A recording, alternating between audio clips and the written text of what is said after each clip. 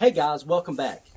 Now this video is mainly for the Ford guys. We're going to be going over the problems I ran into when I installed the ditch lights, as well as the electrical problems when I tried to put those same lights in the back on the rack. So let's open this up and get started.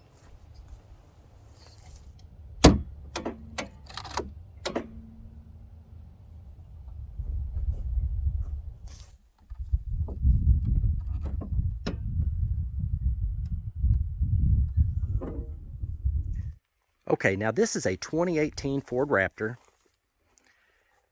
This will be the same on all the F-150s.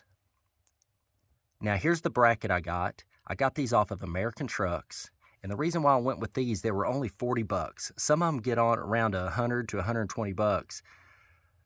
And I just really didn't want to spend that much. So I bought these, and this left bracket here on the passenger side, it went on perfect. Had no issues. Put it on, didn't rub, everything worked out great. But when it came to the driver's side, we got it bolted up. It did rub. It touched the hood right toward the top there. And I was like, well, I can't have that rubbing on the hood. So what I did to fix this is you take this bracket back off, put this part in a vise. This right here just needs bent down just a little bit. So just give this a slight bend when it's in a vise, and then once you put that back on, it'll fit perfect. But otherwise, it's going to rub. So just make sure you keep that in mind if you decide to buy these brackets. It will save you 70 bucks if you bend this one yourself just a little bit, or you can spend the 120 and get some different ones. But I will leave the link in the description on which brackets I got, so that way you don't run into this. Okay, where to tie into your power.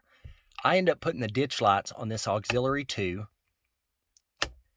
And where you find those wires to tie into, they are under the hood. And I'm going to show you where they're at. So let's take a walk around.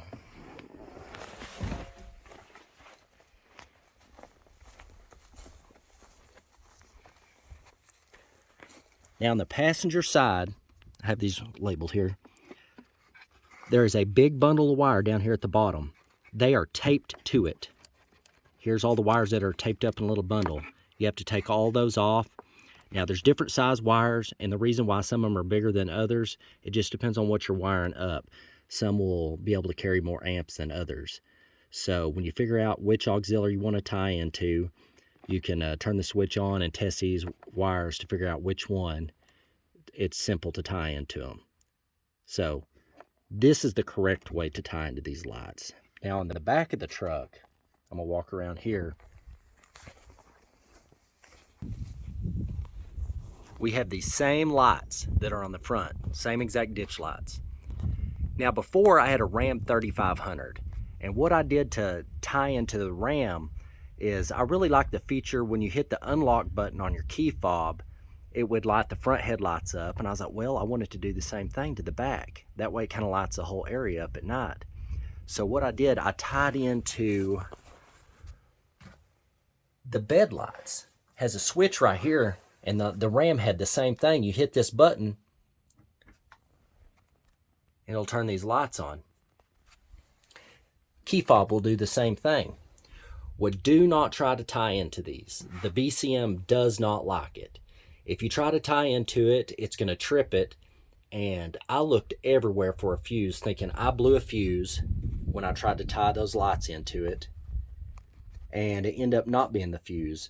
My friend had to hook his scan tool up to it and actually clear the codes on the BCM just to get it to where the lights would come back on. So don't do that. Just tie into the auxiliary and you won't have that issue.